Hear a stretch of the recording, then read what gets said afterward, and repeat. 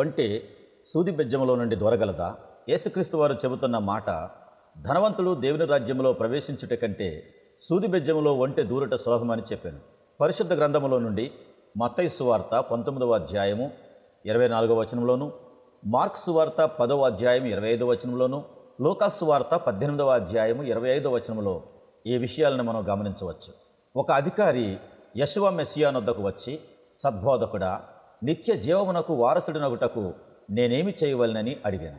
అప్పుడు యేసు ఆజ్ఞలను పాటించమని చెప్పాను. అప్పుడు ఆ అధికారి, నేను బాల్యము నుండి ఆజ్ఞలను పాటిస్తూనే ఉన్నాను అనెను.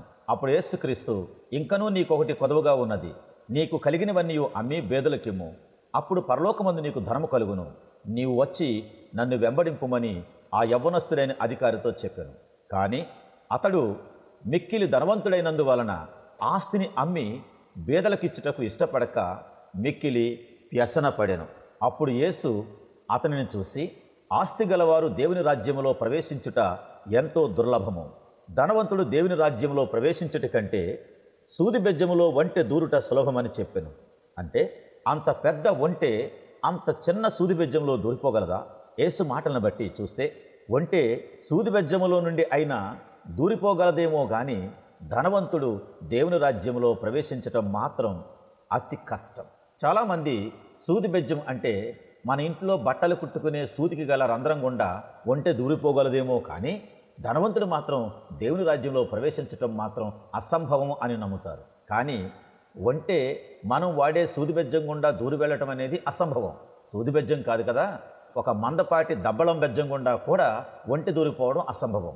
దీనికంటే ధనవంతుడు దేవుని రాజ్యంలోనికి ప్రవేశించడమే తేలిక. ఇక్కడ సూది బెజ్జం అంటే మనం ఇంట్లో బట్టలు కుట్టుకోవడానికి వాడే సూది యొక్క బెజ్జం కాదు. మరైతే ఈ సూది బెజ్జం అంటే ఏమిటి?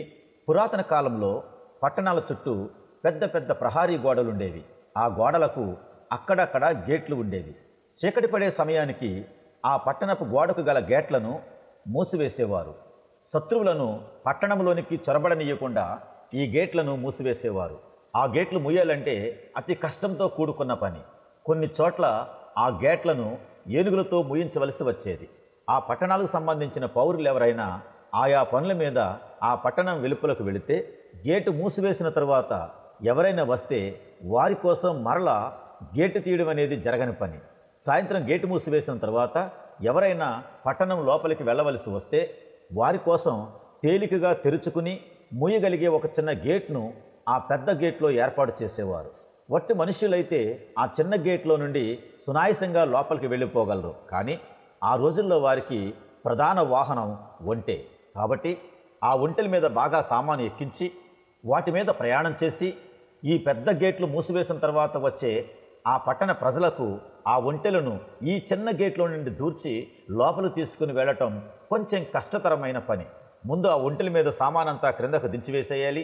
ఆ సామానుని ఆ చిన్న గేట్ల నుంచి లోపలికి మోసుకుని వెళ్ళాలి. ఆ తర్వాత ఆ ఒంటెను మోకాళ్ళ మీద వంచి అతి కష్టం మీద ఆ చిన్న గేట్లో దూర్చి ఎంతో శ్రమతో బలవంతంగా దానిలో నుండి లోపలికి ప్రవేశింప చేయాలి. అటు ఒంటె కష్టపడాలి, ఇటు ఆ ఒంటె యజమాని కూడా కష్టపడాలి. ఒంటెను ఆ చిన్న గేట్లో నుండి దూర్చి లోపలికి తీసుకుని వెళ్ళటంలో పడే కష్టం మామూలుగా అక్కడ ప్రజలు ఆ చిన్న గేట్లను వెటకారంగా సూది బెజ్జం, ఐ ఆఫ్ ద నీడిల్ అనేవారు. సూది బెజ్జంలో ఉన్న ఇంత చిన్న గేట్లో నుండి అంత పెద్ద ఒంటెను దూర్చటం ఎంత కష్టం అనే రీతిలో వ్యాఖ్యానించుకుంటూ ఆ చిన్న గేట్ను సూది బెజ్జం అనేవారు.